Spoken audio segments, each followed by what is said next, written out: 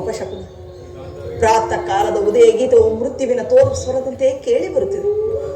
ಉದಯೋನ್ಮುಖ ಸೂರ್ಯನನ್ನು ವಂದಿಸಲು ತಲೆ ಎತ್ತಿದಾಗ ರಕ್ತವರ್ಣದ ಕೂಳ ಧೂಮಕೇತುವನ್ನು ಕಣ್ಣು ಮುಂದೆ ನಿಂತಿತು. ನೋಡುತ್ತಲೇ 1, 2, 3 ಎಂಬಂತೆ ನಕ್ಷತ್ರಗಳು ಭೂಮಿಗುರುಳಿದು. ಈ ಎಲ್ಲ ದುರ್ನಿಮಿತ್ತದ ಅರ್ಥವೇನು? ಕೌರವ ಪಕ್ಷಕ್ಕೆ ಮತ್ತಿನ್ನಾವ ವಿಪತ್ತು ಸಂಭವಿಸುವುದು ಕಾಣೆಲ್ಲ. ಈ ಗಾಂಧಾರಿ ಎಲ್ಲಲಾಟದಲ್ಲಿ ಇನ್ನು ಏನೇನು ಬರೆದಿರುವ ದೇವ, ಏನೇನು? ಅಮ್ಮ, ಯಾರು ಪುತ್ರ? ಬಾ ಕುಮಾರ, ನಿನ್ನ ಸಲುವಾಗಿ ರಾತ್ರಿ ಎಲ್ಲವೂ ನಿದ್ರೆ ಇಲ್ಲದೆ ಬಹಳ ಕಾತುಳಾಗಿದ್ದೆ.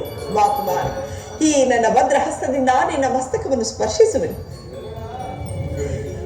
ನನ್ನ ಕುಮಾರಿಗೆ ಯಾವ ಅಮಂಗಲವೂ ಬಾರದಿರಲಿ.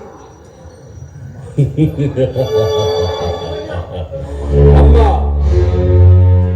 ನಾನು ಈ ದಿನ ಯುದ್ಧಕ್ಕಾಗಿ ಹೊರಟಿರುವೆನು. ನನ್ನನ್ನು ಆಶೀರ್ವದಿಸುತ್ತಾಯಿ. ಯುದ್ಧ? ಇದೆಂತಹ ಕೆಟ್ಟ ಸುದ್ದಿ. ನಿನಗೆ ಯುದ್ಧಕ್ಕೆ ಅನುಜ್ಞೆಯನ್ನು ಕೊಟ್ಟವರಾರು? ಅಮ್ಮ, ಈ ಕಬಂಧ ಬಾಹುಗಳಲ್ಲಿ ಶಕ್ತಿ ಇರುವ ತನಕ ಯುದ್ಧದ ಸಲುವಾಗಿ ನಾನು ಯಾರ ಅನುಮತಿಯನ್ನು ಕೇಳುವುದಿಲ್ಲ.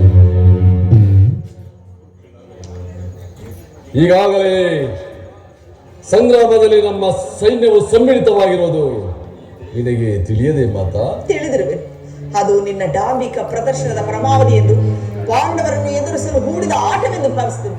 ಧರ್ಮ, ನೀತಿ, ಮನುಷ್ಯತ್ವಕ್ಕೆ ತಿಲಾಂಜಲಿಯನ್ನು ಇಟ್ಟು ಯುದ್ಧವನ್ನೇ ಪ್ರಾರಂಭಿಸುವೆ ಎಂದು ಮಾತ್ರ ನಾನು ತಿಳಿದಿರಲಿಲ್ಲ ಪುತ್ರ, ತಿಳಿದಿರಲಿಲ್ಲ. ಅಮ್ಮ, ಯುದ್ಧವು ಕ್ಷತ್ರಿಯನ ಧರ್ಮ. ಆ ಧರ್ಮವನ್ನು ನಾನು ಪಾಲಿಸುವೆನು ತಾಯಿ.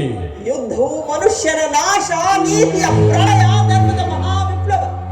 ನಿನ್ನೆ ಯುದ್ಧದ ಚಿಂತೆಯನ್ನು ಬಿಡು. ಪಾಂಡವರೊಡನೆ ಸಂಧಿಗೆ ಸಮ್ಮತಿಸು. ನಿನ್ನ ಗೃಹದ್ವಾರದಲ್ಲಿ ಕೈ ಜೋಡಿಸಿ ನಿಂತಿರುವ ಶಾಂತಿ ದೇವಿಯನ್ನು ನಿರಾಕರಿಸಿ ಘೋರ ಯುದ್ಧಕ್ಕೆ ಆಹ್ವಾನ ಕೊಡಬೇಡ ಪುತ್ರ, ಕೊಡಬೇಡ.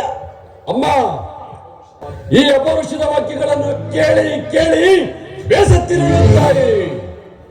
100 ಜನ ವೀರಪುತ್ರರತ್ತ ವೀರ ಮಾತೆಯಾದ ನೀನು ಒಂದು ಅಲ್ಪ ಯುದ್ಧಕ್ಕಾಗಿ ಇಷ್ಟೊಂದು ಕಾತುರಳಾಗೋಳೆ. ಯುದ್ಧವು ಕ್ಷತ್ರಿಯನ ಧರ್ಮ. ನಾನು ಆ ಧರ್ಮವನ್ನು ಪಾಲಿಸುವೆನು. ಆಶೀರ್ವದಿಸುತ್ತೇನೆ.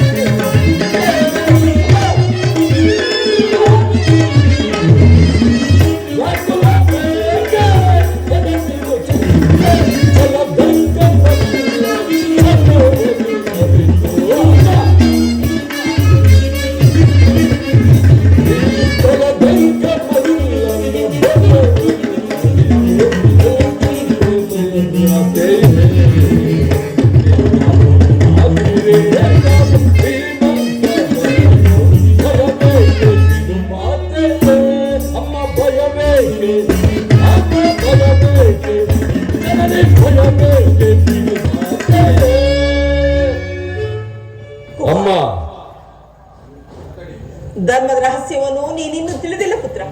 ಧರ್ಮದ ಸಲುವಾಗಿ ಜನರು ತಮ್ಮ ಸರ್ವಸ್ವವನ್ನು ತ್ಯಾಗ ಮಾಡಿ ಆತ್ಮವನ್ನು ಬಲಿಗೊಳ್ಳುವುದು.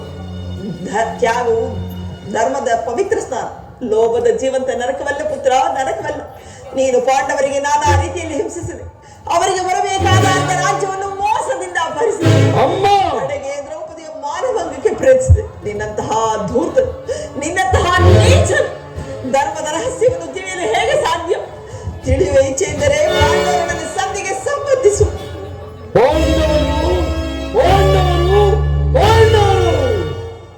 ಪಾಂಡವರು ಮಾಡಿದ್ದು ಧರ್ಮ ಸಮ್ಮತವಾಗಿದ್ದರೆ ಅಂತಹ ಧರ್ಮಕ್ಕೆ ನನ್ನ ಶತಾಧಿಕ ಕಾವಲಿರಲಿ. ಪತ್ನಿಯ ಅಪಮಾನವನ್ನು ನೋಡುತ್ತಾ ಚದುರಿಗೆ ಕುಳಿತಿರುವುದು ಕ್ಷತ್ರಿಯನ ಧರ್ಮವಿದ್ದಿರಲಮ್ಮ, ಸಾಮಾನ್ಯ ಮಾನವ ಧರ್ಮವಲ್ಲ.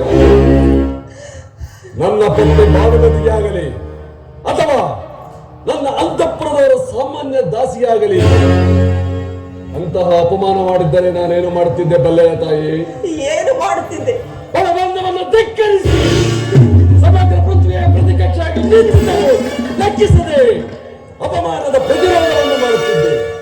ಆದರೆ ಆ ಧರ್ಮ ಧುರೀಣರಾದ ಪಾಂಡವರು ಮಾಡಿದ್ದೇನು ತಾಯಿ? ಒಬ್ಬ ಕೈಲಾಗದ ಹಿಡಿಯು, ಸಾಮಾನ್ಯ ರೂಪದಂತಹ ತಾಟಸ್ಯ ಭಾಗ. ಅದಕ್ಕೆ ನನಗೆ ಅವರ ಮೇಲೆ ಅಷ್ಟೊಂದು ದ್ವೇಷ. ಅಮ್ಮ, ಅವರನ್ನು ನಾಶಗೊಳಿಸಿ ಸಮೂಲವಾಗಿ ನಿರ್ಮಾಣ ಮಾಡಿ ಶಂತನು ದುಷ್ಯಂತಾದಿ ನಮ್ಮ ಪೂರ್ವಜರ ಪುಣ್ಯ ಸ್ಮೃತಿಯನ್ನು ಉದ್ಧಾರ ಮಾಡುವುದೇ ಈ ಯುದ್ಧದ ಉದ್ದೇಶ. ನಾನು ಅದರ ಸಲುವಾಗಿ ದೀಕ್ಷಾಬದ್ಧನಾಗಿರುವ ತಾಯಿ, ನನ್ನನ್ನು ಆಶೀರ್ವದಿಸು ಮಾತಾ. ಜ್ಞಾತಿ ಹಿಂಸೆಗೆ ನನ್ನ ಶುಭ ಕಾಮನೆಗಳು ಅಷ್ಟೊಂದು ಅಗತ್ಯವಿದ್ದರೆ ಅದನ್ನೆಂದು ನೀನು ಹೊಂದಲಾರೆ. ಹೊರಟು ಹೋಗು. ಮಾತೃವಾಕ್ಯಗಳನ್ನು ತಿರಸ್ಕರಿಸಿದ ಪಾಪದ ಪುಣ್ಯವನ್ನು ಕಾಲಿಗೆ ಕಟ್ಟಿಟ್ಟ ಬುದ್ಧಿ ಆದರೂ ಚಿಂತೆ ಇಲ್ಲ. ನಾನು ಆ ಶತ್ರುಗಳನ್ನು ಯುದ್ಧಕ್ಕಾಗಿ ಆಹ್ವಾನಿಸೇ ಬಿಡುತ್ತೇನೆ. ಕುಮಾರ, ನೀನು ಆಹ್ವಾನಿಸುತ್ತಿರುವುದು ಯುದ್ಧವನ್ನಲ್ಲ, ನಿನ್ನ ಮೃತ್ಯುವನ್ನು. ಅಮ್ಮ, ಹೌದು ಪುತ್ರ. ಹಸ್ತಿನಾವತಿಯ ರಕ್ತ ಸಿಂಹಾಸನವು ರಕ್ತದ ಕೋಡಿಯಲ್ಲಿ ಕಚ್ಚುವಾಗಲಿ. ಅಯ್ಯೋ, ಹಸ್ತಿನಾವತಿಯ ಮಹಿಳೆಯರು ತಮ್ಮ ಮಾಂಗಲ್ಯವನ್ನು ಕೈಯಲ್ಲಿ ಹಿಡಿದು ನಿಲ್ಲುವರು ಕಂದ. ಇಲ್ಲವೇ? ಹಸ್ತಿನಾವತಿಯ ರಕ್ತದ ಮಡುವಿನಲ್ಲಿ ಮುಳುಗಿ ಹೋಗುವುದು. ನೀನೇನು ಮಾನವನೋ ಅಥವಾ ದಾನವನೋ? ಅಮ್ಮ, ನಾನು ಈ ಕ್ಷಣದಿಂದ ಮಾನವನಲ್ಲ ತಾಯಿ, ಮಾನವ ರೂಪದ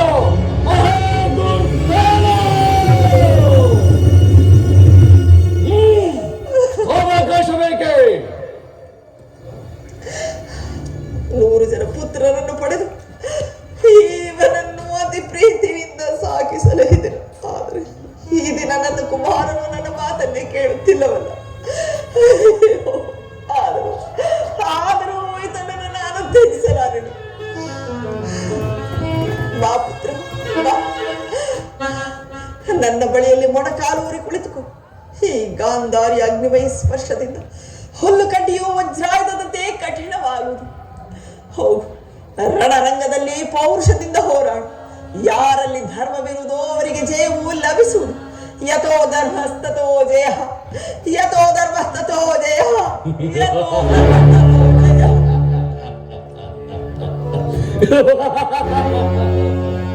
ಯಥೋ ಧರ್ಮೋಸ್ತತೋ ಜಯ, ಯಥೋ ಧರ್ಮೋಸ್ತತೋ ಜಯ, ಯಥೋ ಧರ್ಮೋಸ್ತತೋ ಜಯ. ಹೌದು, ಜಯ ಹೋಗಲೇಬೇಕು. ರಣಕಂಕಣವನ್ನು ತೊಟ್ಟ ಈ ಛಲದಂಗಮಲ್ಲ ಜಯ ಹೋಗಲೇಬೇಕು. ಸಾವಕಾಶ ಬೇಕೆ?